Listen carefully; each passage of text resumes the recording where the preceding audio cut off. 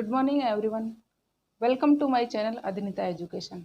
और आज हम पढ़ेंगे संविधान, जो राजनीति विज्ञान का एक टॉपिक है, एक विषय है।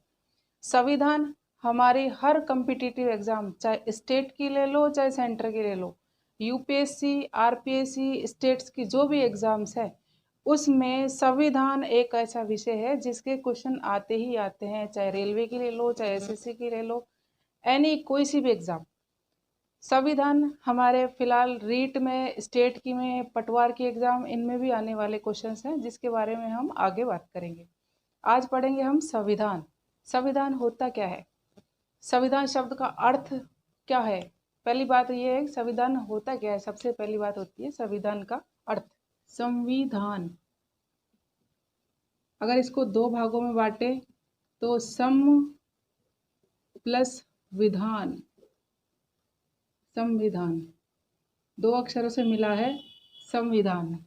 सम का मतलब होता है समान और विधान का हो गया अर्थ कानून। समान कानून, समानता के साथ लिए हुए बनाए गए कानून होते हैं संविधान। अब बात करते हैं संविधान कहते किसको है। संविधान की डेफिनेशन क्या है। नियमों और कानूनों का ऐसा संग्रह जो मानव का सर्वांगीण विकास करते हैं, उसको कहते हैं संविधान। ये है संविधान की डेफिनेशन।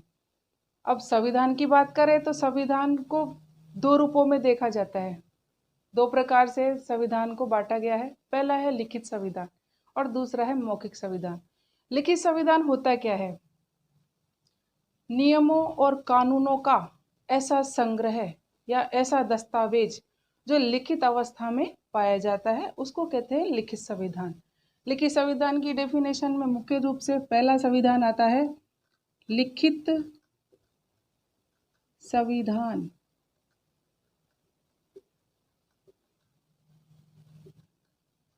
जो लिखित अवस्था, लिखित दस्तावेज के रूप में पाया जाता है, उसको कहते हैं लिखित संविधान। दूसरा है मौखिक संविधान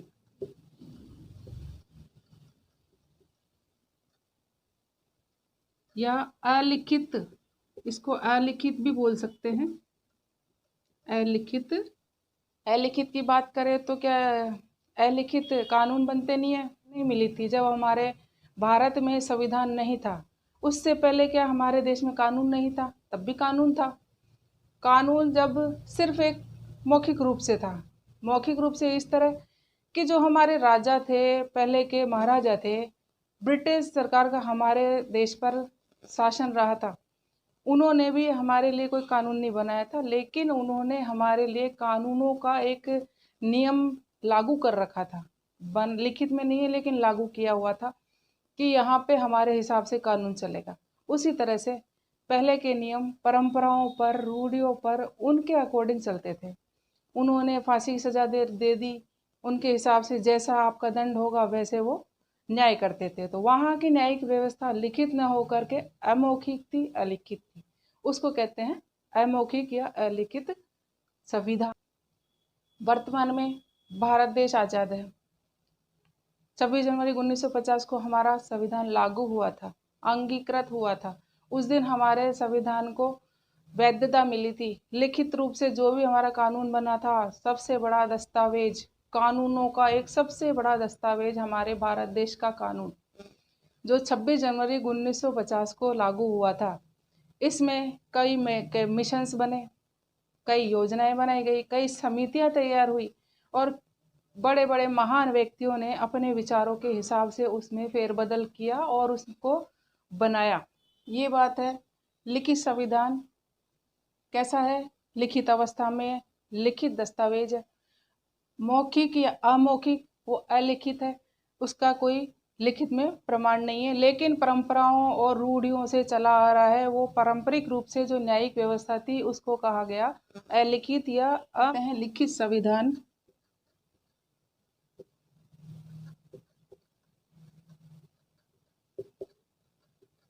सबसे पहला नाम आएगा भारत, दूसरा है USA और तीसरा है स्विट्जरलैंड। ये 3 देश ऐसे थे जिसमें लिखित संविधान था। ठीक है, अलिखित संविधान की बात करें तो अलिखित संविधान जिन देशों में था, फर्स्ट में नाम आता है इजराइल, सेकंड है सऊदी अरब,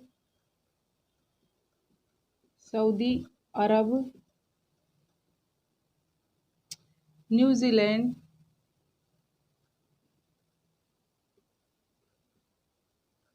और ब्रिटेन। ये अलिखित अवस्था में इजराइल में, सऊदी अरब में और न्यूजीलैंड और ब्रिटेन में, इनों में अलिखित संविधान का रूप था। यहाँ लिखित दस्तावेजों के रूप में, कानूनों का रूप नहीं था। कानून जो भी बनाए गए वहाँ लिखित अवस्था में नहीं थे। अब कानूनों की बात करें,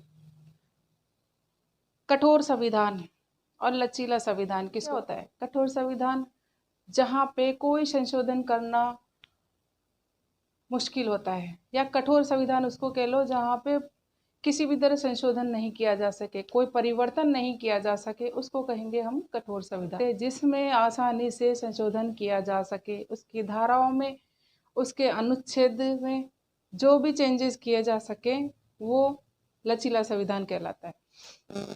लचीला संविधान हमारे भारत देश का भी है, लेकिन कानून कठोरता से लागू होते हैं। जब कानून लागू होगा वो कठोरता से होगा, लेकिन अगर उसमें कोई फेरबदल करना है तो वो होता है संशोधन के माध्यम से, और वो संशोधन उसमें आगे जाके जुड़ जाता है।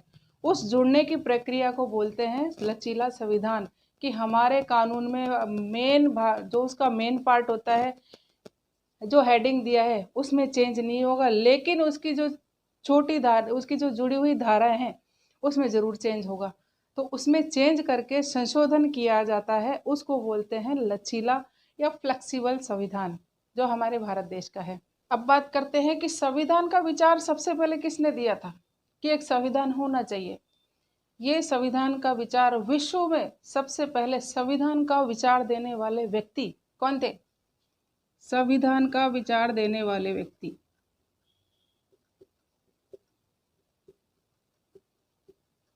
का विचार सर्वप्रथम दिया था सर हेनरी मैन। ये वो प्रथम व्यक्ति थे जिन्होंने संविधान का विचार सबसे पहले दिया था। ठीक है, अब हमारे भारत देश के संविधान का जनक किसको माना जाता है, जन्मदाता किसको माना जाता है, कि हमारा संविधान आया कहाँ से, उसका जन्म हुआ कहाँ से? तो बात करते हैं जन्मदाता। संविधान का जन्मदाता ब्रिटेन देश को बोला जाता है, क्योंकि हमारे भारत के संविधान में बहुत सी धाराएं, अनुसूचियां ब्रिटेन से ली गई हैं, इसलिए शुरुआत हमारे कानून की ब्रिटेन से ही होती है और वहाँ के संविधान से ही मिलती जुलती हैं। अब आगे बात करते हैं, कठोर संविधान कौन से देश का है जो कठोरता से लागू होता है? वह देश है जहाँ पे कठोर संविधान किस देश का है? संयुक्त राज्य अमेरिका का संविधान सबसे कठोर है। संयुक्त राज्य अमेरिका। संविधान का विचार देने वाले सबसे पहले व्यक्ति सर हेनरी मैन। जन्मदाता देश या संविधान का जन्म जहाँ से माना जाता है वो है ब्रिटेन से। कठोर संविधान जिस देश में है वो है संयुक्त राज्य अमेरिका। विश्व का सबसे लचीला संविधान कौन से देश का है? कठोर संविधान संयुक्त राज्य अमेरिका में लागू है और बनाया गया था, लेकिन लचीला संविधान भी एक देश है जिसका है, वो है ब्रिटेन। सबसे लचीला संविधान जिसमें आसानी से फेरबदल किया जा सकता है वह है ब्रिटेन। ब्रिटेन एक ऐसा देश है जहाँ के कानून में आसानी से परिवर्तन किया जा सकता है, संशोधन किया जा सकता है। तो विश्व का सबसे लचीला संविधान ब्रिटेन का, विश्व का लचीला संविधान ब्रिटेन का। ठीक है, अब बात करते हैं कि संविधान कठोरता भी लिए हुए है, लचीला भी है और लिखित अवस्था, तीनों गुण कौन से संविधान में है? हमारे भारत देश का, भारत का संविधान, भारत का संविधान जो रूप लिए हुए है, जो उसका स्वरूप है, वह है कठोर, लचीला और लिखित।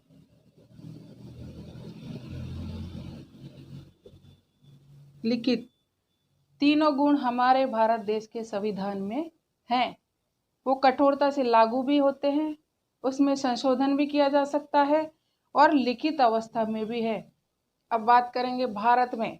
भारत में संविधान का विचार सबसे पहले किसने दिया था? कौन से व्यक्ति थे जिन्होंने संविधान का विचार हमारे भारत के संविधान में लेके आए थे? कि सबसे पहले संविधान का विचार देने वाले प्रथम व्यक्ति कौन थे? उसमें नाम आएगा मानवेंद्र राय। मानवेंद्र राय ऐसे व्यक्ति जिन्होंने भारत में सर्वप्रथम संविधान का विचार दिया था। सर्वप्रथम विचार देने वाले व्यक्ति थे मानवेंद्र राय। और दल की बात करें, सर्वप्रथम किस दल ने संविधान का, सर्वप्रथम दल जिसने संविधान की मांग की थी वह था स्वराज दल। स्वराज दल संविधान की मांग करने वाले प्रथम व्यक्ति, संविधान की मांग करने वाले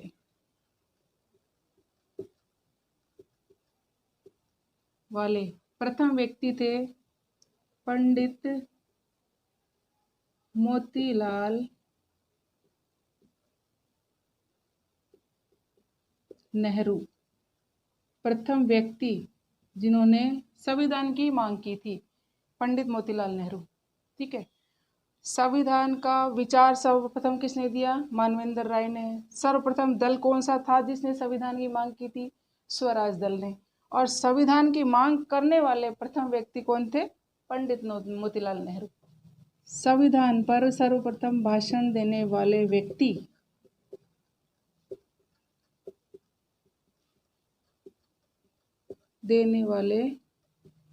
व्यक्ति थे महात्मा गांधी। इन्होंने संविधान पर भाषण दिया था सर्वप्रथम। ठीक है, संविधान को जनता तक लाने का श्रेय किसको जाता है? कि संविधान बनाना चाहिए, हमारे देश का भी कानून होना चाहिए, जनता तक लाने का श्रेय किसको जाता है? तो जनता तक लाने का श्रेय वह है पंडित जवाहरलाल नेहरू। पंडित जवाहरलाल नेहरू वह व्यक्ति थे जो जनता तक संविधान को लेकर आए थे, जनता के सामने उसको रखा था। तो सबसे प्रथम बार जिसने रखा वो थे जवाहरलाल नेहरू। सबसे प्रथम बार जो भाषण दिया था वो व्यक्ति थे महात्मा गांधी। ये बात हो गई हमारे संविधान के बारे में। संविधान बनने से पहले कौन से दल ने मांग की थी? सर्वप्रथम व्यक्ति कौन था जिसने संविधान वर्ड लिया था या संविधान शब्द दिया था? संविधान पर विचार किसने रखे थे? संविधान विश्व में क्या धारणा रखता है? कठोर संविधान क्या है? लिखित संविधान क्या है? अलिखित संविधान क्या है? इसके बारे में हमने आज पढ़ा है। और ये थोड़ी मोटी मोटी जानकारी है जो मैंने आज आपको दी है संविधान को शुरू करने से पहले। आगे हम पढ़ेंगे कि संविधान में कौन कौन से सदस्य आए, कैबिनेट मिशन बनाया गया, कितने सदस्य थे उसमें, कितनी अनुसूचियाँ बनाई गई थी शुरू में, कितनी रियासतें उसमें भाग ले रही थी और उसका रूप क्या था। शुरू में रियासतों का और देसी रियासतों का कितना भाग उसमें डिवाइड किया गया था, पहली बात तो ये। दूसरा, आगे जो हम पढ़ेंगे उसमें संविधान को डिटेल से पढ़ेंगे, इसलिए इसका क्लास के साथ बने रहो। इसलिए इस सब्जेक्ट को बड़ा डीपली पढ़ो। अगर आप इसको एक बार रिपीट करते हो तो आपको याद नहीं होगा, क्योंकि इसमें सन आएंगे, अनुसूची आएंगे, अनुच्छेद आएंगे, कानून आएंगे, नियम आएंगे, जो हमारे फंडामेंटल राइट्स हैं उसके बारे में आपको पता चलेगा कि कौन से अनुच्छेद में, कौन से अनुसूची में। ये हमारे एक जनरल जानकारी है जो हर एक को पता होनी चाहिए। स्टूडेंट्स को तो पता होनी चाहिए क्योंकि उनकी शिक्षा में काम में आती, लेकिन जनरली देखा जाए तो हमको किसी को भी, एक आम नागरिक को ये नहीं पता होता कि हमको क्या राइट्स मिले हुए हैं। तो इसकी जानकारी हमको किताबों में देखने से मिलती है, लेकिन किताबों में पढ़ने के बावजूद भी हमको याद नहीं रहता। तो लगातार अपनी स्टडी चालू रखो, नियमित बने रहो, नियमितता के साथ अपनी स्टडी को जारी रखना जरूरी है, क्योंकि जब तक नियमितता नहीं आएगी आपकी स्टडी कभी भी फिक्स नहीं हो पाएगी, सही आपके दिमाग में उसकी स्थिरता नहीं बन पाएगी। तो आपको ये चाहिए कि पहले आप उसको पढ़ो, और पढ़ा हुआ आपको 24 घंटे ही याद रहेगा, उसके बाद आप उसको दोबारा रिपीट नहीं करोगे तो भूल जाओगे। सुना हुआ भी आपको कुछ टाइम तक याद रहेगा, वो भी भूल जाओगे, लेकिन जब तक आप रिवीजन नहीं करोगे आपको कुछ भी याद नहीं रहेगा। तो मेरी राय से आप अपनी पढ़ाई को सुचारू रूप से चालू रखो। आज मैंने आपको राजनीति विज्ञान का संविधान टॉपिक पे कुछ जानकारी दी, परिचय दिया है आपको संविधान का। नेक्स्ट क्लास में हम बात करेंगे अनुच्छेदों के बारे में, जो भी इसके मिशन बनाए गए उसके थ्रू कानून व्यवस्था और कितनी बैठकें हुई जिस सब जाके हमारे संविधान का रूप तैयार किया गया। तो बने रहो मेरे साथ। मैं हूँ अधिनिता एजुकेशन से Anita. Thank you so much.